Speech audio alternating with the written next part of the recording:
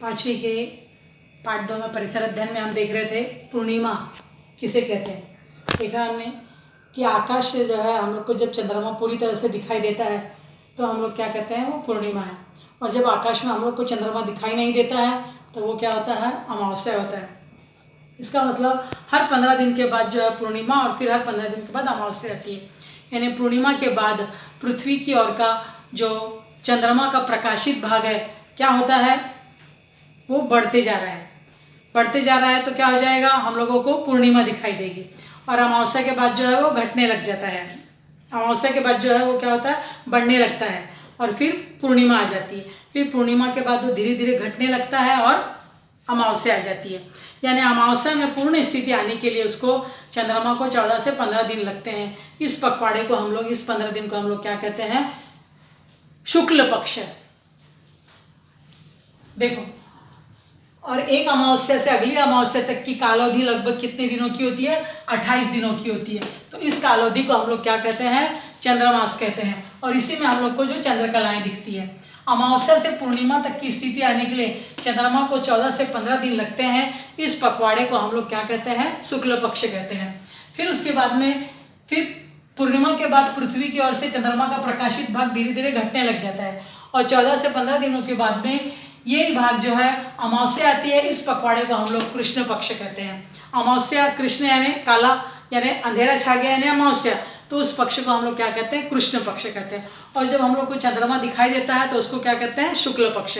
यानी 15 दिन शुक्ल पक्ष होता है तो 15 दिन जो है कृष्ण पक्ष होता है। आप लोग के घर में जो है पंडित रामलाल चतुर्वेदी का कैलेंडर होगा या काल निर्णय होगा, तो उस काल निर्णय में देखो अमावस्या है, देखो ऐसा काले गोले से दिखाया होगा। फिर 15 दिन के बाद देखो सफ़ेद गोले से पूर्णिमा दिखाता है। और उसके बीच में अब यही एक अमावस्या से लेकर दूसरे अमावस्या तक कि जो बीच के दिन कैसे होते हैं, 28 से 30 दिनों के होते हैं। एक अमावस्या से अगली अमावस्या तक की कालावधि लगभग 28 से 30 दिनों तक की होती है। इसको हम लोग क्या कहते हैं, चंद्रमास कहते हैं। और अमावस्या से पूर्णिमा तक तथा पूर्णिमा से अमावस्या तक के प्रत्येक दिन को चंद्रमास की तिथि कहते हैं। देखो, अमावस्या से पूर्णिमा तक और पूर्णिमा से अमावस्या तक के प्रत्येक दिन को तिथि कहते हैं। जैसे अभी अमावस्या है, अब अमावस्या से पहली तिथि हम लोग क्या कहते हैं, प्रथमा, फिर द्वितीया, तृतीया, चतुर्थी, पंचमी, षष्ठी, सप्तमी, अष्टमी, नवमी, दशमी, एकादशी, हाँ, फिर उसके बाद द्वादशी, त्रयोदशी, चतुर्दशी और फिर जो 15वां दिन रहता है वो क्या आ जाता है, पूर्णिमा। फिर पूर्णिमा के बाद फिर से चालू होता है वैसे ही तिथियाँ, प्रथमा, द्वितीया, तृतीया, चतुर्थी, पंचमी, षष्ठी, सप्तमी, अष्टमी, नवमी, दशमी, एकादशी, द्वादशी, त्रयोदशी, चतुर्दशी और फिर उसके बाद पूर्णिमा आती है। यानी अमावस्या से 15 दिन पखवाड़ा, एक पखवाड़ा कितने दिनों का होता है, 15 दिनों का। तो अमावस्या से 15 दिन के पश्चात पूर्णिमा आती है, उसको शुक्ल पक्ष कहते हैं। पूर्णिमा से फिर एक पखवाड़ा यानी 15 दिन के बाद फिर क्या आती है, अमावस्या आती है, उसको क्या कहते हैं, कृष्ण पक्ष कहते हैं। और शुक्ल पक्ष के 15 दिन और कृष्ण पक्ष के 15 दिन, इनको मिलके क्या बनता है, एक महीना, एक मास या चंद्रमास बनता है। समझ गए आप लोगों को? तो आप अभी कैलेंडर में आप लोग देखोगे कि किस प्रकार शुक्ल पक्ष, अभी कौन सा पक्ष चल रहा है, शुक्ल पक्ष चल रहा है या कृष्ण पक्ष चल रहा है।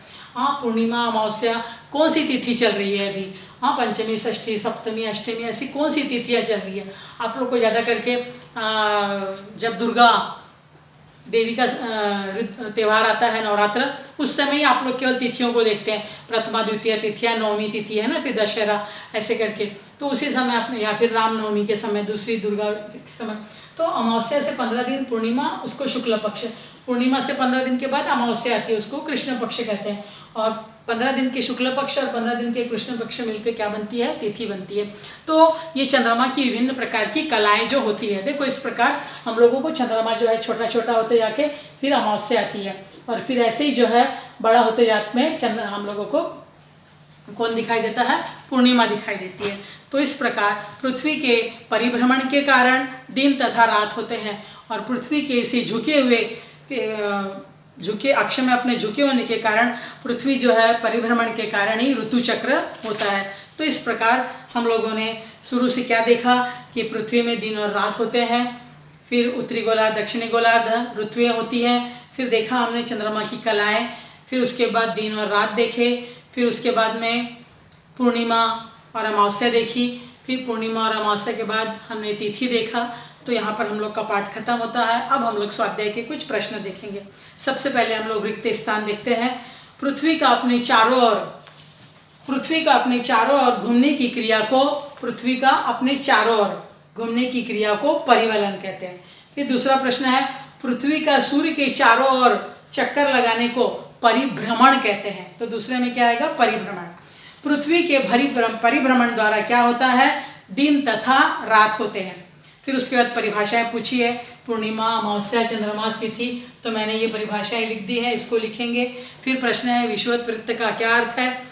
तो मैंने पहले वीडियो में उसकी परिभाषा लिखी थी। विषुवत वृत्त के उस काल्पनिक रेखा के कारण कौन से दो भाग होते हैं, तो वो भी दिखाया था, उत्तरी गोलार्ध, दक्षिणी गोलार्ध। फिर एक प्रश्न दिया गया है कि अमित को अपनी दादी को लेकर ऑस्ट्रेलिया जाना है। दादी को ठंड के कारण कष्ट होता है, तो ऑस्ट्रेलिया में उसको किस काल अवधि में जाना चाहिए? अब आप लोग को मालूम है ऑस्ट्रेलिया कहाँ पर है? दक्षिणी गोलार्ध में है। और 23 सितंबर से 24 मार्च के समय वहाँ पर क्या होता है? ग्रीष्मकाल होता है। तो अमित को अपनी दादी को लेकर कहाँ जाना चाहिए? ऑस्ट्रेलिया में उस समय जाना चाहिए। 22 मार्च से 23 सितंबर के बीच में वहाँ पर शीतकाल होता है, तो अधिक ठंड के कारण दादी के घुटने और दर्द देंगे, इसलिए उसको जो है 23 सितंबर से 22 मार्च के समय जाना चाहिए। फिर उसके बाद प्रश्न पूछा है कि पृथ्वी का एक परिभ्रमण के लिए कितना परिवहन लगता है? तो आपको मालूम है, मैंने बताया था 365 दिन 6 घंटे। फिर उसके बाद प्रश्न पूछा है, अरुणाचल प्रदेश से ईटानगर सूर्योदय हो चुका है, तो सूर्योदय का क्रम हमको लिख के बताना है। तो सबसे पहले सूर्य कहाँ पर दिखेगा? ईटानगर यानी अरुणाचल प्रदेश में दिखेगा। फिर कोलकाता में दिखेगा यानी पश्चिम बंगाल में दिखेगा। फिर तीसरा मध्य प्रदेश में भोपाल में दिखेगा। उसके पश्चात नागपुर महाराष्ट्र में दिखेगा और फिर मुंबई महाराष्ट्र में दिखेगा। तो इस प्रकार हमारे ये स्वाध्याय के प्रश्न कंप्लीट हुए। और फिर पार्ट 2 के आप लोग प्रश्न उत्तर लिखेंगे और इस पाठ को थोड़ा पढ़ेंगे, बार बार वीडियो सुन के इसको समझेंगे।